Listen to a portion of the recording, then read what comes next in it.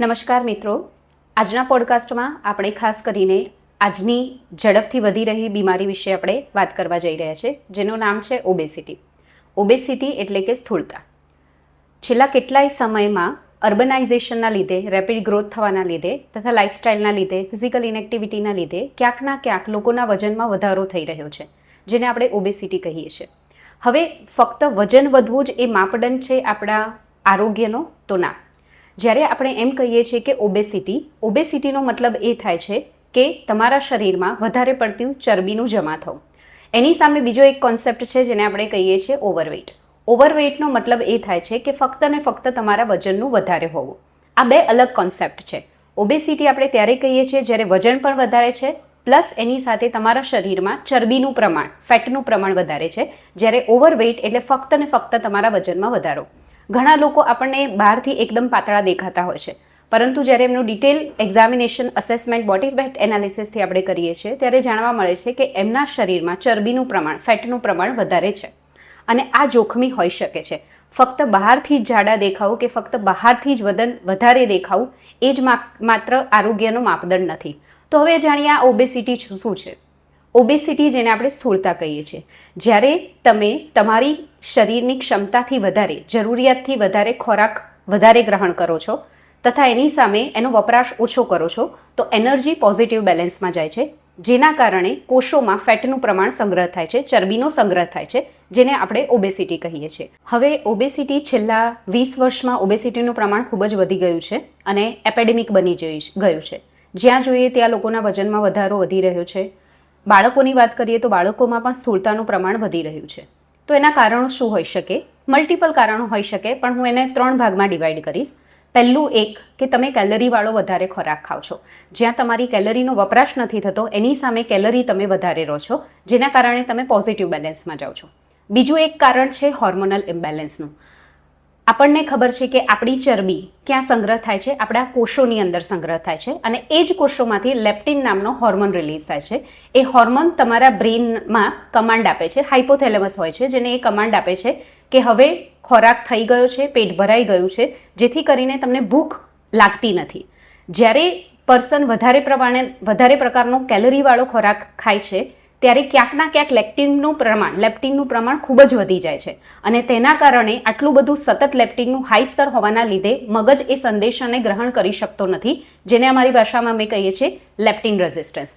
ત્રીજું એક કારણ છે તમારા ગટ્સમાં રહેલા માઇક્રોબાયોમ્સ. આપણા પેટની અંદર, આપણા જઠરની અંદર લાખો કરોડો બેક્ટેરિયા હોય છે, જેનું કામ છે કે એનર્જી સપ્લાય કરવું તથા એનર્જીનું ચયાપચય કરવું અને ઇમ્યુનિટી લાવવી. આપણે જે ક્યાંકના ક્યાંક આડું-અવળું ખાતા હોઈએ છીએ, તૈલી પદાર્થો કહીએ છીએ, ચરબીવાળો ખોરાક કહીએ છીએ, બહારનું ફાસ્ટ ફૂડ અને પ્રોસેસ ફૂડ કહીએ છીએ, એના લીધે ક્યાંકના ક્યાંક આ માઇક્રોબાયોમ મરી જાય છે અથવા તો તેની રચનામાં ફેરફાર થાય છે, જેના કારણે પણ ઓબેસિટી થાય છે. હવે ઓબેસિટીનો એક્ઝેક્ટ માપદંડ શું છે? કઈ રીતે આપણને જાણી શકીએ કે આપણે ઓબેસ છીએ કે ઓવરવેઇટ છીએ? એક સાદું તમને ખબર હશે, આજના જમાનામાં આપણે BMI કહીએ છીએ, જેને કહીએ છીએ બોડી માસ ઇન્ડેક્સ, એટલે કે તમારું વજન ડિવાઇડેડ બાય તમારું હાઇટ મીટર્સમાં. નોર્મલી જો આપણે BMI ગણીએ તો 25થી ઓછું હોવું જોઈએ. 25થી 30ની વચ્ચે હોય તો તેને આપણે ઓવરવેઇટ કહીએ છીએ. અને જ્યારે આ જ 30થી વધી જાય છે અને એની સાથે કોઈ પણ પ્રકારનો મેટાબોલિક ડિસઓર્ડર હોય છે, જેમ કે ડાયાબિટીસ, હાઇપરટેન્શન, ડિસલિપિડેમિયા, એ સાથે ઇન્સ્યુલિન રેઝિસ્ટન્સ, તો એને આપણે કહીએ છીએ ઓબેસિટી. પણ ખરેખર આના પણ ઘણા બધા ડ્રોબેક છે, જેથી હું કહીશ કે તમારે તમારો ગર્થ લેવું, જેને કહેવાય છે વેસ્ટ સરકમફરન્સ, એટલે કે તમારા નાભીનું માપ લેવું. અને એ જો ફિમેલમાં, મહિલાઓમાં 90 સેન્ટીમીટર કરતાં વધારે હોય અને મેલમાં 80 સેન્ટીમીટર કરતાં વધારે હોય તો એને આપણે કહીએ છીએ સ્થૂળતા, એટલે કે ઓબેસિટી. હવે ઓબેસિટીના 2 પ્રકાર છે. એકને કહેવાય પેરિફેરલ ઓબેસિટી, બીજાને કહેવાય સેન્ટ્રલ ઓબેસિટી. તમે કદાચ મહિલાઓનું ફેટ ડિસ્ટ્રીબ્યુશન જોયું હશે. મોટાભાગે એમને થાપાના ભાગમાં અથવા તો કમરના નીચેના ભાગમાં ફેટ પોર્શન વધારે હોય છે, તો એને આપણે કહીએ છીએ પેરિફેરલ ઓબેસિટી. ક્યાંકના ક્યાંક પેરિફેરલ ઓબેસિટી પણ નુકસાન કરે છે, પરંતુ એની સામે જો સેન્ટ્રલ ઓબેસિટીની વાત કરીએ, એટલે કે ફેટ ડિપોઝિશન તમારા ચેસ્ટના ભાગમાં, છાતીના ભાગમાં અને પેટના ભાગમાં. હવે અહીંયા જ આપણા મોટા ભાગના ઓર્ગન, સારા ઓર્ગન આવેલા છે, જેમ કે હૃદય છે, આપણી કિડની છે, આપણી છાતીનો ભાગ છે, આપણા ફેફસા છે, રાઈટ. એની આજુબાજુ ફેટ એક્યુમ્યુલેટ થવાના લીધે ક્યાંકના ક્યાંક હૃદય રોગ થવાની, શ્વાસની તકલીફો થવાની સંભાવના વધી રહી છે. તો સેન્ટ્રલ ઓબેસિટી વધારે ઘાતક છે પેરિફેરલ ઓબેસિટી કરતાં. હવે વાત કરીએ એનું નિવારણ શું, કઈ રીતે તમે તમારી ઓબેસિટીને કંટ્રોલમાં રાખી શકે. તો આજે લોકોને બહુ ઝડપી વજન ઘટાડવાનું હોય છે, જેના કારણે એ લોકો ક્રશ ડાયટ પર જતા રહે છે, કોઈ લોકો બેરિયાટ્રિક સર્જરી કરાવી લે છે, કોઈ લોકો અંધાધૂંધ મેડિસિનનો પ્રયોગ કરી રહ્યા છે. પરંતુ આપણા બોડીમાં એક વસ્તુ સેટ હોય છે જેને હું કહીશ થર્મોસ્ટેટ.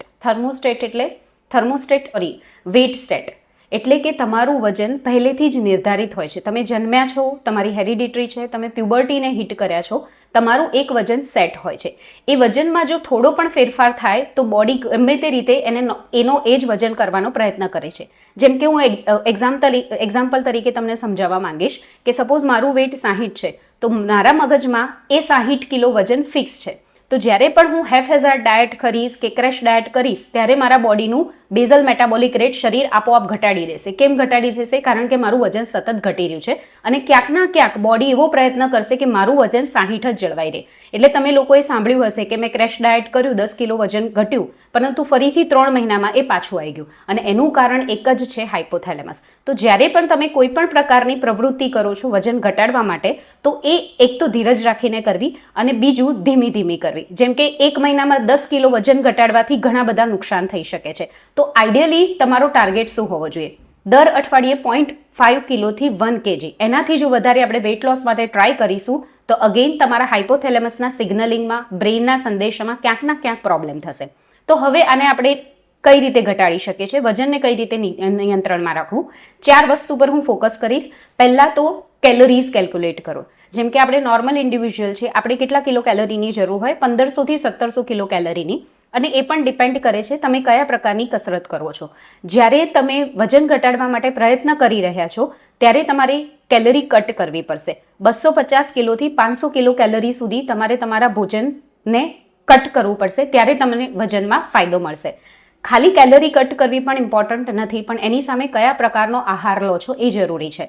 તમારો ડાયટનો પોર્શન એવો હોવો જોઈએ જેમાં પ્રોટીન વધારે હોય, ફેટનું પ્રમાણ ઓછું હોય તથા કાર્બોહાઈડ્રેટનું પ્રમાણ ઓછું હોય. બીજી વસ્તુ છે જે છે ફિઝિકલ એક્ટિવિટી એટલે કે એક્સરસાઇઝ. ઘણા લોકો ચાલતા હોય છે, વર્કઆઉટ કરતા હોય છે, પણ ક્યાંક ના ક્યાંક એ લોકો સ્ટ્રેન્થ ટ્રેનિંગ અથવા તો રેઝિસ્ટેડ ટ્રેનિંગ નથી કરી રહ્યા.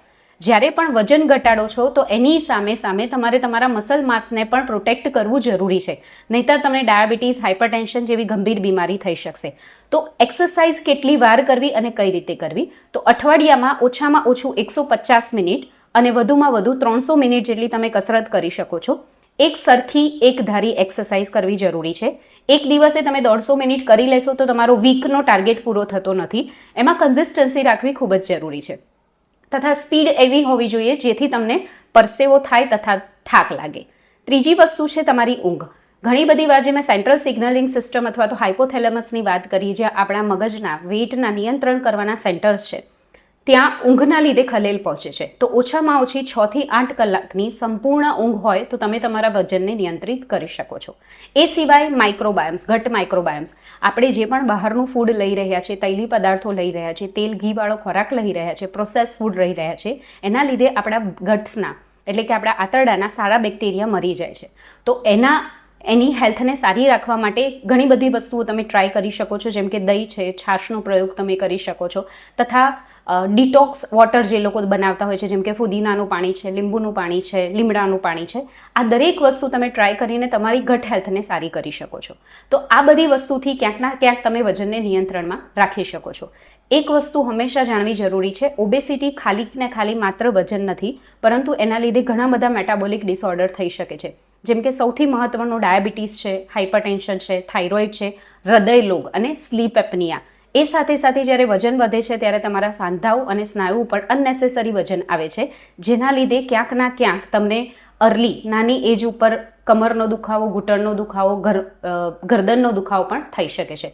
તો મિત્રો, જ્યારે આપણે ઓબેસિટીની વાત કરી રહ્યા છે, ઓબેસિટી ફક્ત ને ફક્ત વેટ પૂરતું જ નથી, પરંતુ એ તમારા ફેટ લેવલ ઉપર ડિપેન્ડ કરે છે. તો તમારે પણ તમારું ચેકઅપ કરાવવું હોય તો તમે બોડી ફેટ એનાલિસિસ કરાવી શકો છો અને જાણી શકો છો કે ભલે તમારું વજન વધારે છે કે ઓછું છે, શું ખરેખર તમે ફેટી છો કે નથી.